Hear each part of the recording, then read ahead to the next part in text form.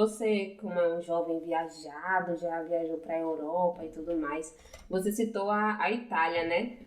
Eu fiquei sabendo que o seu primeiro podcast foi lá em 2012, né? Eu acho como que é que foi? O ano do fim do mundo. Na Itália, né? Como é que foi esse processo, assim, essa viagem pra Itália e tudo mais que você Eu acho participou? que foi 2011, foi 2012 um negócio desse. Foi uma ONG de estudos socioambientais na qual eu participei. Depois eu acabei me tornando monitor dessa ONG. E eles me convidaram através do trabalho que eu já desenvolvi aqui com a Maloca, ou com a Trips, que a Maloca não existia ainda, em físico, né? Mas a ideia já tinha naquela época já. E aí eu fui fazer um trabalho lá de palestras, de apresentação dos materiais audiovisuais que a gente produzia aqui naquela época, que não era aquelas Coca-Cola toda, mas a gente foi, levou pra Itália. E foi muito massa, velho. Foi muito massa esse rolê, porque foi a primeira vez que eu fui, eu era moleque ainda, e eu pude conhecer diversas coisas e, tipo, ver essa disparidade que a gente vive, né? Eu levava uma realidade para eles, que eles não tinham conhecimento nenhum de, tipo, ver que os jovens usavam droga na escola, que tinha problema de evasão, que tinha problema de violência e tal, e para eles era coisa de outro mundo. De outro mundo, absurdo. Eu ia palestrar coisas em Roma e tal. As escolas lá, o quadro já era touchscreen naquela época, já acessava. Nossa! Já tinha YouTube, já tem foto, tem vídeo, tem material todo no YouTube eu mostrando, tá ligado? Naquela época. E o podcast, ele já tinha, velho, nessa época, e já era super conhecido lá. Quando ainda não existia essa nomenclatura, né? Não existia no Brasil. E aí o pessoal, não sei o que lá, vamos gravar um podcast. O que diabo é podcast? O podcast aí era aquela parada do áudio, de gravar o áudio e tal, e tinha. Aí ele me explicou, era até Christian o nome da rádio, Tana Liberatucci o nome da rádio.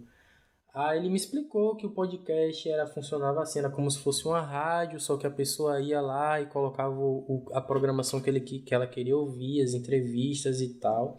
Aí eu fiquei, interessante esse negócio e tal, aí gravei. E aí eu sugeri pra ele gravar com vídeo, vamos colocar umas câmeras aqui, a gente grava um vídeo e tal. Ele, gostou da ideia, e tem inclusive alguns trechos desse no YouTube também. Depois vocês conferem lá. E aí, depois de 300 mil anos, apareceu aqui no Brasil, né, essa parada aqui. Pois é, essa moda que era antiga há muito tempo. Já era antiga.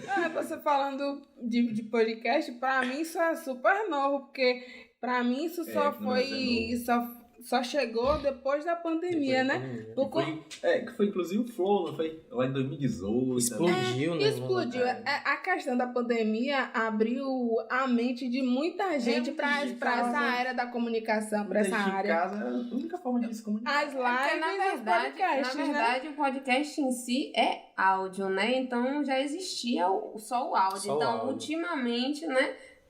Mais necessário, videocast que explodiu por conta da pandemia mesmo, né? A galera se reinventando, como você falou, das lives e tudo mais.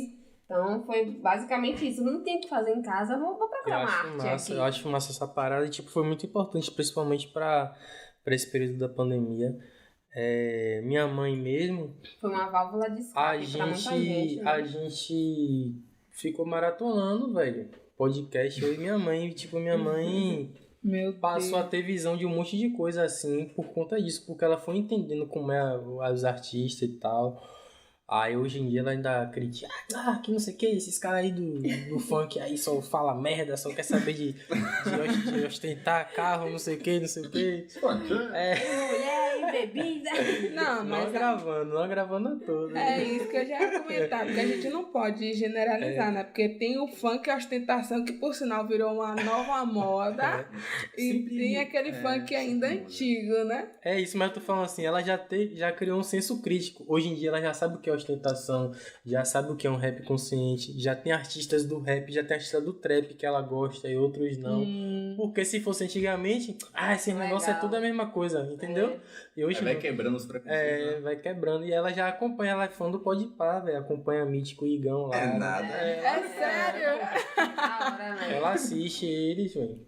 Eu acho que é porque os caras também falam abertamente, eles são eles mesmos. Tem uma linguagem mais, né? Tem uma linguagem mais periférica.